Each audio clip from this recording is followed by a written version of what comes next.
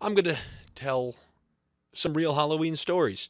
When I was a senior in high school, I have a late birthday, so I wasn't able to drive yet. You know, that weird year where you're waiting to get, your birthday to hit so you have your official license. You have the scam license where, like, somebody needs to be in the car with you. So, my senior year of high school, because my friends and I are absolute pieces of garbage, one of my friends, he said, let's drive a few blocks and see if we have any of those people who, leave a basket of candy on their porch that says, please take one. And then let's just steal the whole thing like the dirtbags that we are. And sure enough, in one block, he sees one. And I promise you, 97 out of 100 times, you're going to get away with this.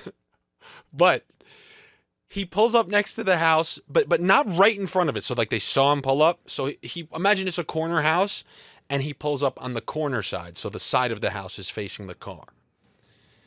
So he goes up there, he takes it, and they left it on a tray. For whatever reason, it was not in a bowl that you can just, or some sort of dish or something where you can take the bowl and start sprinting. It was on a pan that you would bake something on. A flat pan. So he goes and takes it, and he just hears, you mother... And this kid, fast, takes the pan, doesn't drop it, goes fully sprinting down the block like if it was somebody trying to make it to a wedding because there was an emergency and they were short of food or something. Sprints down the block away from this woman as candy is just falling off the sides. And now I'm in the passenger seat of this car. So as she's running down the block, my friend gets away as the candy is scurrying off to the side. Now I'm in the passenger seat and I'm not allowed to drive the car because I don't have a license. So I get out of the car, and for me being a dumb young guy, this is not that bad of an idea. I got out of the car and then went towards her, and she goes, and I was like, what the hell happened? I acted as if I was a passerby driver and saw a bunch of commotion, and she goes, this person just stole the candy from the front of my porch. I was like, what? Are you kidding me? I'm like, did you see him? And then I just went along with it. I go, what an asshole. How do you do something like that? Happy Halloween. And then I got into the driver's seat of his car. And I had hardly done any driving at this point.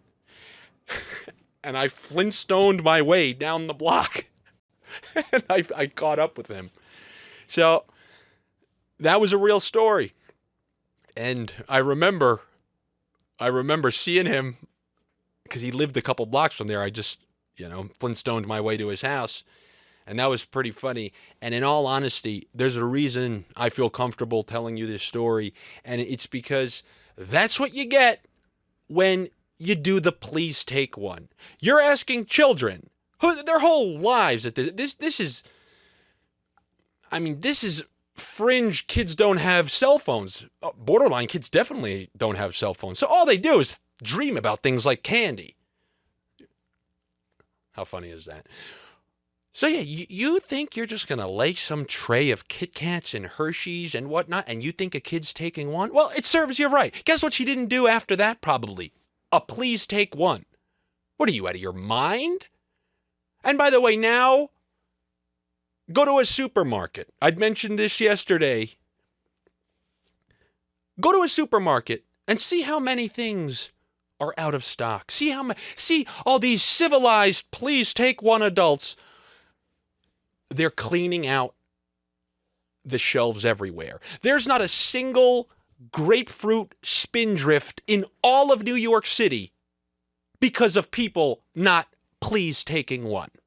All right? And there's a whole scam behind it. There's probably the spindrift driver probably tips off his nephew who knows when he's making the delivery. So he's just sitting there waiting it, cleaning out the shelves of the spindrift grapefruit in New York City and reselling them for a profit. That's what's going on. No, kids who haven't developed your prefrontal cortex, please, just take one. Take one of the very thing that you're dying for, with nobody there to actually tell you not to. I hope they take all of them.